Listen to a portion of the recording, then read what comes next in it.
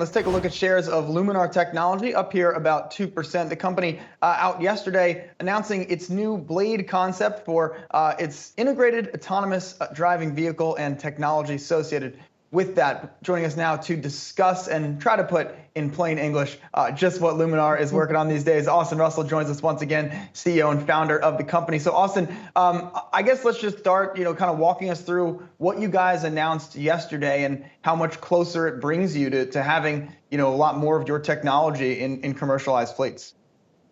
Yeah, no, definitely, and can definitely dive into that. And by the way, with all the hubbub you're talking about with Coke, I mean, I basically drink it like agua anyway, so might as well just be their ambassador while we're at it. No, but yeah, in terms of the event and everything we got going on, we yesterday actually announced a few different things. First was the first fully integrated Iris, our LiDAR and a sensing system and platform into a vehicle and a consumer car that we were able to actually then take around. As part of the second thing that we were doing was the first opportunity for live drives with the public of really seeing Iris and expanding beyond just the core launch partners that we have for Iris to be able to kick off a global customer roadshow with this. And then number three is showing off not just what we have today, but also a glimpse into the future of how we can see autonomous vehicles beyond just consumer vehicles, but also with robo-taxis and with trucks evolving into the future. And we're able to show a cool vision for what that could look like. And really, we've expanded a lot beyond just a LiDAR company, so to say. We've taken and solidified our leadership position there. But actually, yeah, in the graphic that you're showing, you can see the Luminar LiDAR integrated into the roofline of the concept vehicle to be able to show a blade-like halo around the top of the vehicle. Gets you full 360-degree field of view. This is what happens when you can design a car from the ground up with Luminar integrated, and we hope to have this as inspiration for the next generation of vehicles that automakers will be producing over the course of the next decade. Because, if for people to produce the next generation vehicle platforms that come out, 5 or even 10 years later, I mean, that's where the work starts today. Of course, we have a lot of stuff going on today that's the here and now. We're really the first company that had autonomous systems designed into production vehicles, and the first opportunity to really get out there to enable this capability into the broader world from both a safety standpoint and an autonomy standpoint. So Austin, you were in New York City this week testing this stuff out. I saw a photo of you in the back seat of a car. That car you were in, did that drive by itself? And if it didn't, when might a car like that drive itself around without a driver in the mean streets of New York City? Yep. So yes, we did the event live from New York yesterday here, as you can see. When it comes down to it, what we were showing off was the LiDAR data in terms of what we could see in the environment around it and how the car sees and understands the world. This is with our series production LiDAR. Ultimately, we work with the automakers themselves in developing the holistic software stack, that powers the autonomous systems there, and are providing a number of those systems. So it requires an end-to-end solution with the automaker. The timelines that they're planning for these deployments are anywhere from generally towards the end of 2022 through 2025 is kind of the sweet spot of where a lot of the different automakers are working with us. And this is for a couple of different key functionalities. One is to substantially enhance the safety profile of the vehicle by enabling much better active safety features. Is what we're calling proactive safety, like much better automatic emergency braking, automatic emergency steering, stuff that will basically prevent you from colliding into things in front of you, which is actually surprisingly, these systems are not very effective today. And that's why there's a direct opportunity to improve that. Additionally, for autonomy, there's a direct opportunity to start implementing this on highways right off the bat. So basically, you can manually drive over to the freeway, then take your hands off, eyes off, read a book, use your phone, work on your laptop, watch a movie, take a nap, whatever it may be. And then a few minutes before the final exit, do a planned manual takeover and drive to the final destination. Those are the functionalities that are being planned out in that time frame. And that's really where, we would expect to be likely the first autonomous deployments out on the road, and much less at scale as well with these automakers. So it's what makes all the difference. Obviously, this is really exciting stuff, Austin, that we have been talking to you about as you've been on this journey. I want to ask you, there's a lot of excitement about autonomous and EV tech in general, just car tech, let's call it broadly. And of course, there have been a lot of entrants into the market, you being one of, I'd say more than a handful over the past 6 months or so. We've already seen that some of them were maybe not all they were cracked up to be. And so I wonder, as you look at the industry broadly, what do you think is going to separate the ones that are going to go to production, that are going to be more successful in the long run, from those that don't seem to be on as solid footing, shall we say? Yeah, absolutely. And I think it's really important to also separate out the kinds of things that we're doing than, let's say, the EV landscape. For sake of clarity, we're not trying to build cars here, which is really good. Building cars is really, really hard, and then kind of its own game altogether. What we've been able to build is the fundamental enabling technology for autonomous vehicles, and then work with all of the automakers in the broader landscape to be able to see this through. And that's how you can see by far the greatest economic opportunity, where we can directly address this multi-trillion-dollar existing production consumer vehicle industry, as well as the trucking industry for that matter, and ultimately robo-taxis. So with that, that's where we were very clear from the beginning about, the milestones, the progress, and everything that in terms of what we've laid out. And because the thing is that execution is everything when it comes to these things. Even if you have the best technology, even if you have all that stuff, being able to, meet the milestones you have for the program, being able to actually get designed into these vehicles, it makes all the difference. So with that, we've continued to be able to execute and do so. We actually laid out at the beginning of the year 5 key milestones for the business for as it relates to product, commercial milestones, financial milestones. We've actually been meeting or beating all of those that we originally set out to do. It's obviously there's a diversity of companies. Some will overpromise and underdeliver. Some will underpromise and overdeliver. And we want to try as much as possible in that latter camp. Austin, you've called yourself the chief autonomous industry skeptic. Why do you call yourself that? Right. So a couple of things. I think when it comes down to that, it's really important to stay grounded in the autonomous vehicle world and everything. You could say just a handful of years ago, there were a number of companies that are out there saying, hey, we're going to have these huge urban robo-taxi deployments. They're going to be, picking you up and dropping you off in a city near you by 2021. Obviously that didn't happen. And that's where I think some folks became a little bit disillusioned when it comes to, okay, well, what does autonomy really mean? Like, when is it going to happen? Clearly there's this multi-trillion-dollar promise for disruption of this industry. But how does it materialize? So that value hasn't changed. But what is important is to take a realistic view about the product that you're developing, the timeline that can be deployed, and what all of that actually means. And with that, we took a very focused approach. Like, you take a look at what do you think of when you talk about an autonomous vehicle company today? It's usually like Waymo, Cruise, Zoox, Argo, Aurora, Motional, like these guys. And they're effectively all focused on urban robo-taxis. So basically a ride-sharing Uber-like use case of picking a passenger up from point A to point B in a city environment. That's a great problem to solve. It's actually an incredibly difficult problem to solve, though. And at the same time, part of the Luminar Studio Day was also to show, hey, right now the existing systems, there's these giant roof racks full of sensing systems, the kind of monstrosities, out there. How do you actually have something that's going to make its way into a production vehicle, into a consumer vehicle? That's always been the holy grail of the industry. People thought that was going to be last, but actually it came around to be first. But I've always had a view of skeptical view of, we have to be realistic about the timelines about what's going to materialize when. And then as a result, we've been able to actually use that to our advantage. To be able to get designed into the consumer vehicle market, to get designed into an existing market. And that's how, we're getting to these in the first deployments and at greater scale than anyone else has really seen. So, and with that, with the Studio Day, we were able to show off, it doesn't have to be a $100,000 roof rack full of sensing systems on your roof. It can be something that's cleanly integrated into the roof line of the vehicle. We actually had a Toyota RAV4 that we were able to show off the integration of in terms of what it can look like and what the new look of an autonomous vehicle is, as well as giving a glimpse into the future of what designs can look like in the future. Well, Austin, as you know as well as anybody, Apple wasn't the first company to put all that stuff in one package, but they put it in the nicest looking package, and that is why it worked out for them. Certainly does feel like autonomous will kind of follow that path. Austin, we'll get a full breakdown on what the rest of your diet looks like in addition to Coca-Cola next time we speak. Really appreciate the time this morning. Austin Russell, founder, CEO, Luminar Technologies. We'll be in touch. Thank you. There's a lot of activity, and the strength of the U.S. consumer continues greater than we've ever seen before.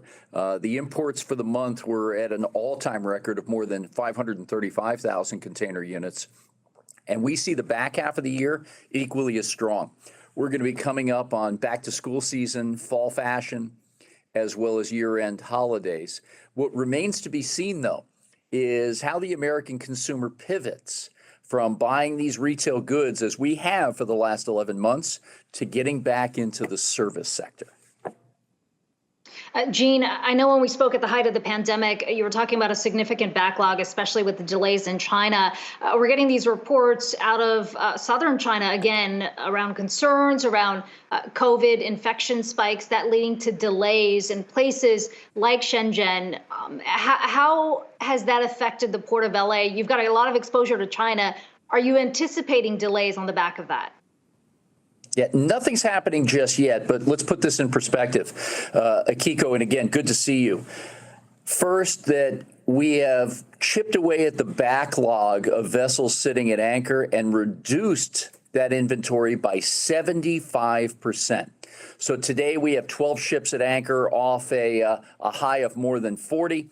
And we've got 10 of those ships coming into Los Angeles. So we're getting to the point where I'm starting to feel like the end of June, as I predicted back in February, we would have few to probably, if any, container ships sitting at anchor. Second, about 1/3 of our cargo is coming in from South China today. So we're watching very closely with the Pearl River Delta ports, Yantian and others, as to how they are grappling with a second wave or even a third wave now of the coronavirus and what it's doing to the workforce. All of our intelligence, and I was on the phone late last night with some colleagues and friends back in China. I had lived there for a number of years, as you know. And what we're seeing is that about 50% of normal productivity is taking place. Some of the liner shipping companies are omitting those South China ports. There is some cargo that's moving cross-border into Hong Kong. Hong Kong's 5 terminals are really full right now. So we'll continue to monitor this and stay in contact with our colleagues there. What does that mean, though?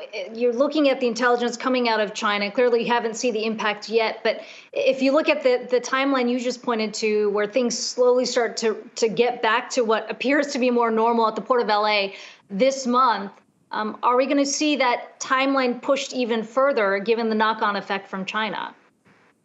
Yeah, it's a good question, and I don't think we have an answer to that yet, but what we'll probably see is a little bit of lull if they're working at 50% of capacity, and then when folks get back healthy and on the job, we'll see the business pick up a little bit. But at 1/3, and with the information system, the Port Optimizer that we have, being able to see 3 weeks out with some precision, we'll be able to manage this.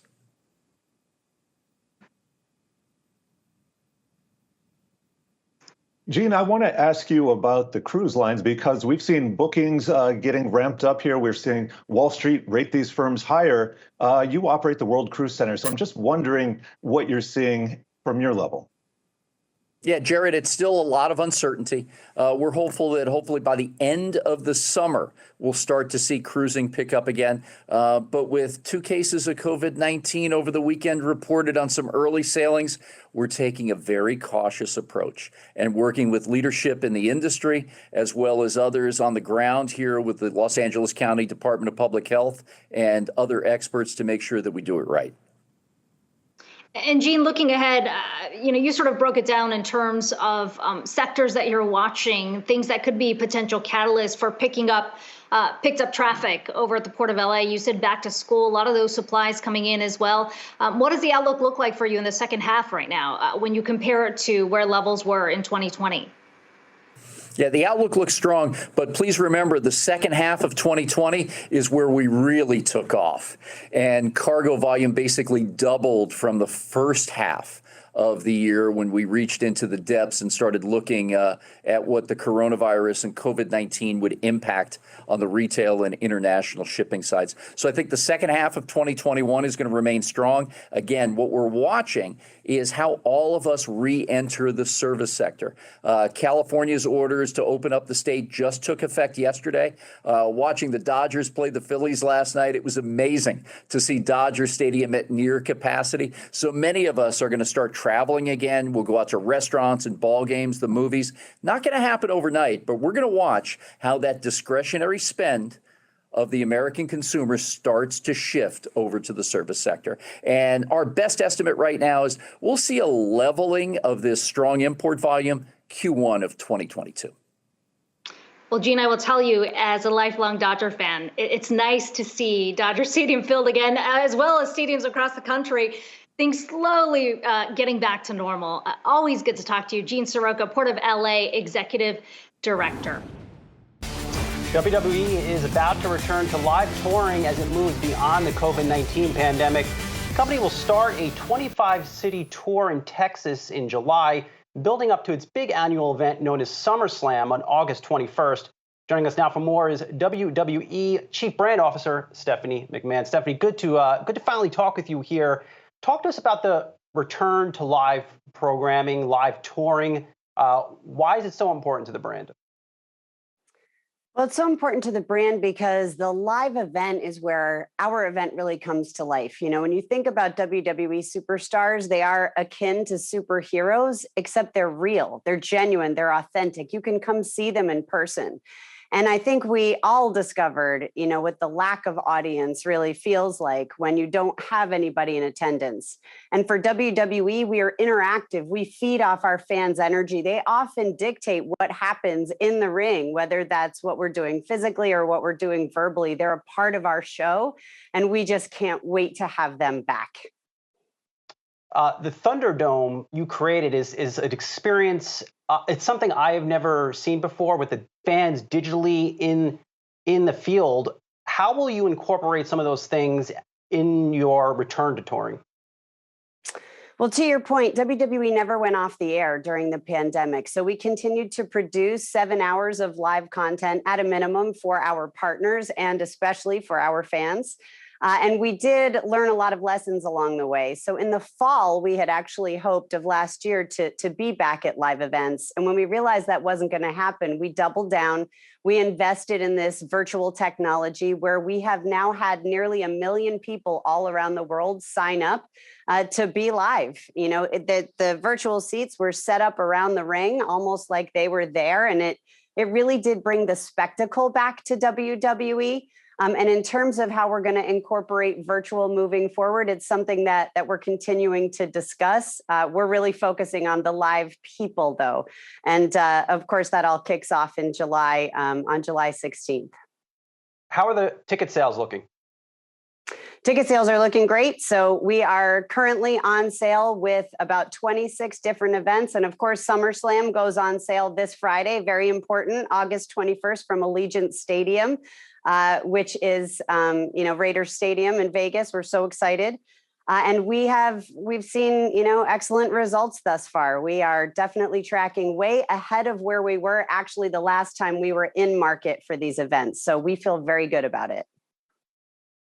Do the return of people back in the stands again, does that provide a ratings boost? What does your data say? The data shows absolutely, and actually Thunderdome did as well. So, like everything else, we saw ratings hit when we were first producing our content with absolutely no audience, virtual or otherwise. And when we invested in Thunderdome, we absolutely saw our ratings increase, for both SmackDown and Raw. So we think live fans, absolutely, that's going to be what puts us over the top. WWE made a big shift during the pandemic, moving the WWE network to the Peacock streaming platform. How has the response been so far? Response has been excellent. One of the things, so WWE Network was our OTT in the States, direct-to-consumer platform, and we actually launched 7 years ago. So it was really Netflix, Hulu, WWE Network. Those were the big three. There were a few others as well, of course, but we had a lot of key learnings during that time. And now when you get to where we are present day and you look at all of the giant, tech streamers who are out there, and you have Apple, Amazon, Netflix, Disney, et cetera, we're not going to compete in the technology space. We're not a technology company. So we're going to double down on what we do best, which is content creation and storylines. And when you consider WWE Network was $9.99 per month, and now on Peacock, it's $4.99 per month, plus all of the incredible content that exists on Peacock, including the Olympics, The Office, you name it. So it's a lot more content, a lot more value for our fans, and we always want to provide the best possible value for our fans and consumers. Full and fair disclosure, Stephanie, I still spend a lot of time on the wrestling blogs. That's just what I do when I have a few spare minutes. Now, WWE has made some changes just on how it operates its business, restructuring some departments, some talent. Why did you make these changes? And did you learn that you could just do more with less coming out of the pandemic? Well, I think like a lot of media companies, we're in the process of transition and evolution. And when you consider the fact that we had 3 different media teams really doing a lot of the same work, we realized that there was a lot of duplication and inefficiencies. So it's really just being more prudent business people and looking at our business in a different way. Well, before I let you go, I had to ask, just from a fan perspective, when are you going back in the ring? I haven't seen a match with you in that ring since WrestleMania 34. Give it to us straight. Since Ronda, I think ever since Ronda Rousey broke my arm, I have a little PTSD. So I'm not sure when you're going to see me in the ring anytime soon, but I guarantee for SummerSlam, there's going to be a lot of surprises. Okay, well, hopefully maybe one of them is, in fact, you back in the ring. We will leave it there for right now. Good luck on the return to live touring. WWE Chief Brand Officer, Stephanie McMahon. Good to see you. Thank you. President Biden named Lina Khan, a prominent critic of big tech, as the chairwoman of the Federal Trade Commission. It's a sign that the agency is likely to crack down even further on the industry's tech giants. Joining us now to discuss this is Congresswoman Pramila Jayapal. Congresswoman, thanks so much for being with us. We appreciate your time. Let's start with that appointment of Khan, now in the driver's seat at the FTC. What do you think it means for change in the tech industry? How might her appointment reshape the industry? It's a very exciting appointment. I worked with Chairwoman Khan for the last 16 months as we worked on this investigation into antitrust. She has a very strong competence around this topic. She understands why we have to be aggressive in taking on monopolies and protecting competition with small businesses and choice for consumers. And the fact that she got an overwhelmingly bipartisan confirmation from the Senate was very good news. I think this is one of the areas where Republicans and Democrats agree that we have to do important work. And I think she's going to be aggressive in making sure that the FTC is both enforcing existing antitrust laws, but also, taking on whatever big challenges they can. And she obviously is very supportive of the recommendations that came out of the 16-month investigation of the Judiciary Committee last year. Now, Congresswoman, another bipartisan initiative has been some of the big tech legislation, antitrust legislation, that you yourself are a supporter of as well. Curious to know, because the FTC previously had been a fairly toothless agency in going up against some of these big tech companies. You yourself said that some of them, frankly, were too big to care. We had seen some record-breaking sums, at least when it came in terms of fines, but they were really drops in the bucket for some of these companies. Going forward, how much do you think having Khan in the driver's seat as a chairwoman at the FTC, but also coupled with some of these new bills, that we'll actually see some measure of regulation and punishment that almost hurts some of these companies? Well, we have to, because ultimately we are about ensuring competition thrives, innovation thrives, small businesses thrive, and that consumers have choices. And I think the combination of Chairwoman Khan, her understanding, her aggressiveness on the subject, but then these 5 bills that we just introduced on Friday, bipartisan bills to really take on the monopoly power of these dominant tech platforms, is going to provide additional tools to the FTC and the DOJ to do what they need to do to rein in this anti-competitive behavior and ultimately to have really meaningful fines levied and to structurally separate lines of business. And that's the bill that I have, the Ending Platform Monopolies Act, which says that you cannot have, and it will be unlawful with this bill, to have a dominant platform actually own and operate multiple lines of business that produce conflicts of interest. Because when you have Amazon selling and allowing others to sell on their platform, so they get all the data, they set all the terms, and they basically have a dominant advantage to be able to take advantage of those businesses, it drives businesses out of business. When you have Google buying and selling ad revenue on the same platform, it hurts independent publishers. When you have Apple controlling the app marketplace so that people can't even get off the ground without access, it hurts consumers and those small businesses. And the same thing, obviously, with Facebook. So I think that this is a really important set of bills. They are all bipartisan, and they will provide new tools to the FTC and to the Department of Justice to ensure that we preserve competition and that we protect consumers. Well, certainly, Congresswoman, response from the tech company was pretty swift here. They're saying that these proposed regulations would, in essence, kneecap, that's their word, American companies, undermine innovation, especially at a time when we are trying to become more globally competitive, especially as it relates to China. How do you continue to foster innovation while mandating these regulations and these parameters in which the companies would have to exist? Well, what's really interesting is that these bills are the result of a 16-month investigation with hundreds of small businesses testifying, many, many hearings, and tens of thousands of documents that we got from the tech platforms to really examine exactly what was happening. And then, of course, culminated with having the CEOs of those 4 companies come and testify.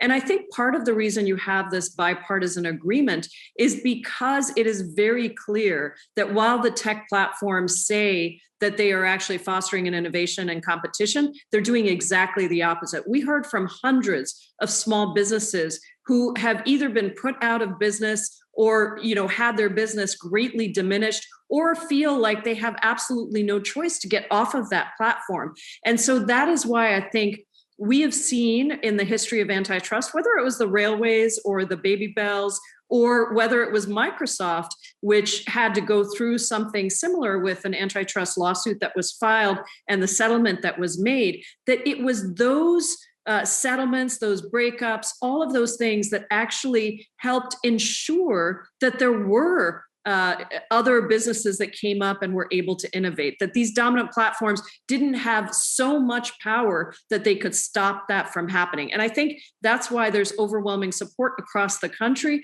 across partisan lines, to make sure that we do rein in these big companies, these big tech platforms, and provide more tools to ensure that they do not become so dominant that they are too big to care, as I asked Mark Zuckerberg during the questioning.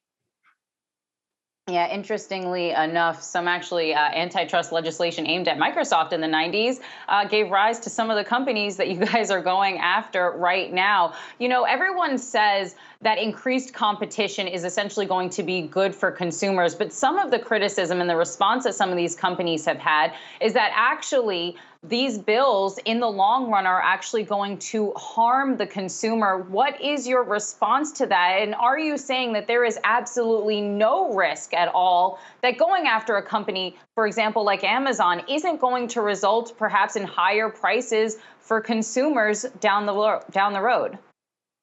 Yeah, it's so good that you mentioned that about Microsoft, because we actually had Brad Smith in to testify in some conversations. I've been in deep conversation with him. Obviously, he also is from our region, from my district. And I think that's exactly right. And it shows why ultimately you help consumers when you undertake strong antitrust regulation. The reality is that we believe in innovation and competition as being the best opportunity for consumers to get the best prices and the most choices. When you have dominance of the level that you have with the 4 tech platforms, the reality is that that is not what we see in the marketplace. These small businesses have literally no opportunity to thrive. They are forced into agreements that they have to abide by while the dominant platform does not. They are forced to either sell or be acquired or be killed. They are forced to agree to all kinds of products in order to get the preferential placement on these platforms. And so in every way possible, I think what we will see is the market will restructure, and ultimately it benefits those small businesses and the consumers. And the high prices, let's just be clear, when you kick everybody out of business, you may have some low prices for a very short period of time, but the minute there is dominance in that market, you will again see those prices increase. That's the whole point of antitrust, is to prevent that dominance from happening, because while you might undercut initially, ultimately the consumer's paying a higher price. All right, we're going to leave it there. Congresswoman Pramila Jayapal, thanks so much for your time today.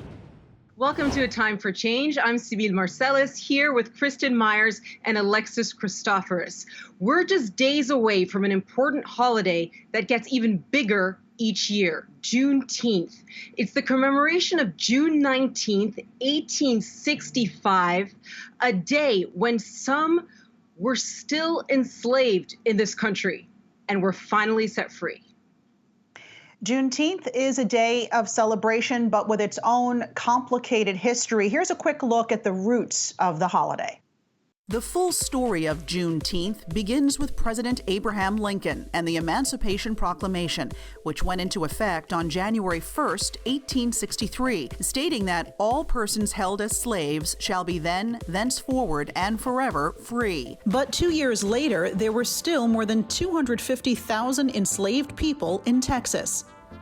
Finally, on June 19, 1865, just after the end of the Civil War, U.S. General Gordon Granger arrived in Galveston, Texas, to release them from slavery, declaring that all slaves are free. Today, June 19th, or Juneteenth, is celebrated as the effective end of slavery, recognized as a holiday by the majority of U.S. states, and since the murder of George Floyd, honored by more and more companies. Now, this year in Galveston, on the very spot where General Granger stood, a new 5,000 square foot mural commemorates the long and difficult journey from enslavement to freedom. It pulls its name, Absolute Equality, from Granger's words that day in 1865, when he called for an absolute equality of personal rights and rights of property between former masters and slaves. And joining us now to talk about Juneteenth and racial justice is Ayesha Bell Hardaway, Assistant Professor of Law at Case Western Reserve University. Professor, great to have you here with us. So Juneteenth is known as Jubilee Day, but it's also known as Freedom Day. How are you reflecting on a day that is about freedom, especially after a year like 2020, and when, thanks to the criminal justice system, so many Black Americans, particularly Black men, are not free? Yeah, so thank you so much for having me, Kristin and Alexis. It's great to be with you today. I, as we always have in recent time, since I've been an adult, me and my family, we commemorate Juneteenth together as a celebration. And it is, Kristin, as you say, something that marks freedom, is something worth celebrating.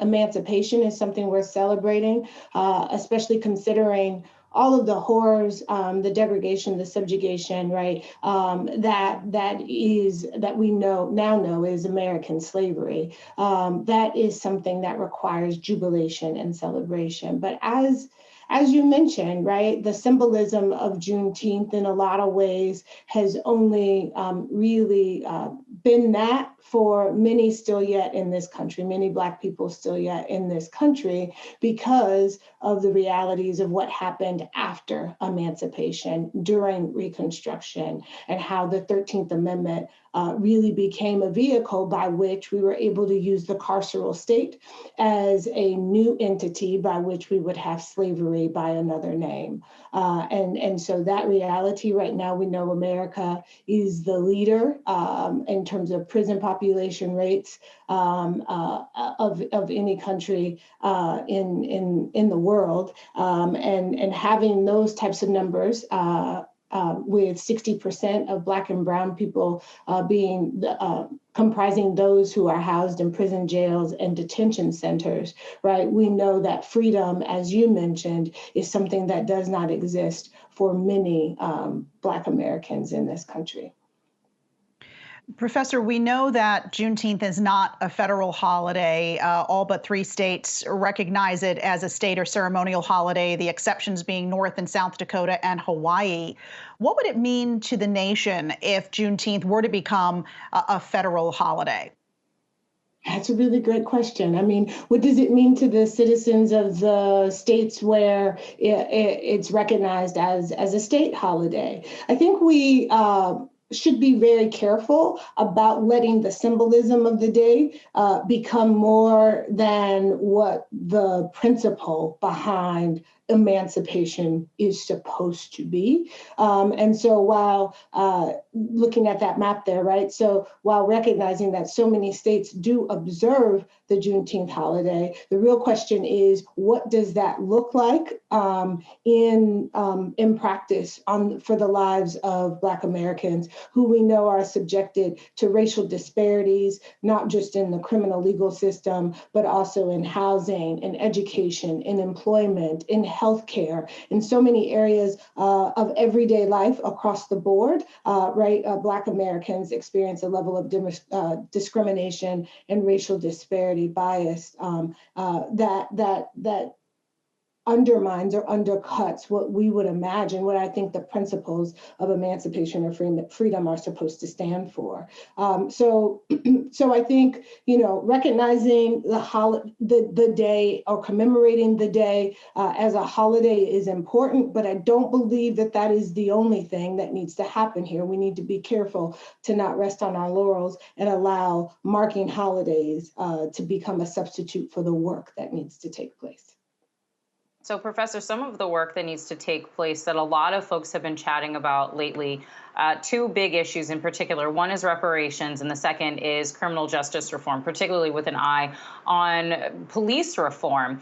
We have seen a lot of movements, both on federal, national levels, but also on state and local levels, not just to reform the police, but also for moves towards reparations. I'm curious to know, as we're in this moment of solution finding right now, if the best strategy moving forward is to do something on a federal, national level, is that where the push needs to be made for something like reparations? Or is it best to do this on a local level? Are we actually going to make progress only when states and local municipalities take up that mantle? Yeah, can I say both? I think the reality is that there's a lot of work to be done here. And waiting for the state or waiting for the federal government to step in and to accept responsibility for whatever that looks like or wherever that may lie for their obligations or their misconduct is important. Let me say that really clearly. I'm sorry, I'm stumbling here. I think if the federal government can move on House Bill 40 that has been introduced into Congress every year since John Conyers began introducing it in the 1990s, I think that could be critically important. and is critically important. But I think the leadership that, like the state of California or the city of Evanston, Illinois, has demonstrated is also critically important, because we know that the federal administrations change from time to time. As we saw, you mentioned police reform. Under the prior administration, there really was no appetite for police reform. And because of that, states like Illinois had to assume a role in ensuring that consent decrees or police reform came to cities like Chicago. And so I think that, to be short in my answer, a little bit shorter than it was, both. We need to have the ability on both the state and the federal front to enact remedies, such as whether it's consent decrees or reparations. Mm-hmm. On the issue of reparations, Professor, most Americans, in fact, 67%, say the government should not make cash payments to the descendants of slaves, and it falls along racial lines. 73% of Black Americans believe reparations should be made. Just 16% of whites feel that way. There are some individuals who become defensive. They argue, I didn't enslave anyone personally. Why should I have to pay? What would you say to those people? I would say that a question of personal responsibility has never been the answer for addressing governmental harm. That individuals who may or may not have lived during a particular time don't necessarily, that doesn't carry the weight, and it doesn't get to the crux of the problem. The real issue with American slavery is the fact that it was sanctioned by the government, that the land that we live on was worked on by Blacks, and that the benefit of that labor has gone to the government and to corporations, and in fact has built white wealth in this country. But the individual responsibility for that is not the answer or the distinction by which we should decide whether or not reparations are due. The real question is whether or not the harm or the debt is owed. And I think that there's extensive research. I know that there's extensive research that answers that question in the affirmative, right? The next question should be, how does the government and how do certain corporations that benefited from those that were enslaved and not compensated for that labor, how do those entities make good on the benefit that they unjustly received? All right, Ayesha Bell Hardaway, Assistant Law Professor at Case Western Reserve University. Thanks so much for joining us today. Welcome back to A Time for Change. Now, it is no secret that newsrooms and, frankly, the media at large are predominantly white. But that's beginning to change, including at Refinery 29, the online women's media brand, which in 2017 launched a sub-brand called Unbothered, a platform for Black women by Black women. We are joined now by Chelsea Sanders, Vice President of Unbothered. Chelsea, Apple, Nike, Google are all among companies that have recognized the importance of Juneteenth. How far has corporate America come, and how far does it still need to go in order to fulfill the promises that Juneteenth represents? Yeah, I mean, I was just listening to the law professor who was speaking earlier about personal responsibility, institutional responsibility, and what we still need to do to bring the promise of Juneteenth freedom and liberation to its fruition as promised. And I think, great, we love it. We'd love to hear that 48 states have made it a holiday. We love to hear that Apple, Peloton, all of these brands are invested in this conversation. But what we need to ensure, as the law professor noted, is that these symbolic gestures are not lost on the overall conversation. And that's something that we're really, really intentional with at Unbothered. Unbothered was created by and for Black women. We are the audience. We invest in these stories. We have been celebrating Juneteenth since its inception. And now that the rest of the world has recognized that Black people people do indeed exist last year, there's an opportunity to take that energy and build on it and to grow on it. And that's what we do every day at Unbothered. We try to tell the stories that maybe you haven't heard before or have been misrepresented, and really tell our history through our own lens and through our own voices. And that, I think, is one of the most important things when we think about Juneteenth and we think about the promise that this country still owes us, that we really need to recognize and realize that our choices and our voices as Black people and as Black women need to be centered, full stop. So, Chelsea, you're talking a bit about Unbothered, and really when I was looking at Unbothered, I just kind of really just struck me how Unbothered is really a space that both encourages and celebrates Black beauty, Black joy, Black strength. I'm curious to know, especially as we have Juneteenth this coming Saturday, how can Black women essentially be unbothered at home, at work, just every day on the street and in society at large? You know, it is a daily practice. One of the things I said, and one of the reasons why we named it Unbothered, is in order to be a Black woman in this world today, especially now, sometimes you just have to be unbothered. And that means finding safe spaces where you can go off with each other, where you can learn from each other, where you can grow from each other, and also recognizing that some of, again, these institutional places that haven't always accepted us maybe aren't the things that we should be seeking anyways. And really untethering ourselves, unlearning, being unapologetic in our blackness, in our joy, in our freedom, in our celebrations, and recognizing that we don't need any outside validation. We are Black women. We are literally the backbone of this country. We deserve more, and we are demanding more. And Chelsea, what has been the financial impact of launching Unbothered for Refinery 29? Yeah, that's a great question. So one of the things I always say is Unbothered started again with the Black employees, myself included. We weren't seeing ourselves in our content. We weren't seeing ourselves in our competitors' content, and we weren't seeing it out in the world. So we created it as an outlet for ourselves, but we also recognized that it was a huge opportunity for our brand. Black women are good for business. Full stop. Again, we are one of the biggest consumers. We represent trillions of dollars just when it comes to the beauty, fashion, entertainment, live audio markets. We have an immense buying power. And we also are supremely loyal brand evangelists. We get on social media. We are 3 times as likely to say, yes, buy this brand than any other group. And that is power. So there's huge power in this brand. And we also created it as an offering for our community.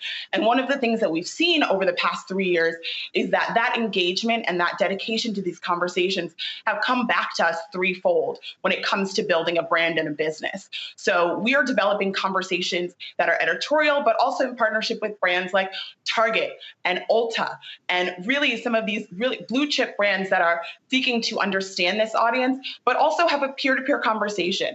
And that's what Unbothered is. We're not talking down to you. We're not talking above you. We're not telling you what you should do. We're not prescribing. We are giving you the choice and the freedom. We're your big sister. And honestly, who doesn't want to talk to your big sister and get some good recommendation tools for what to put in your hair, what to walk out in the street on?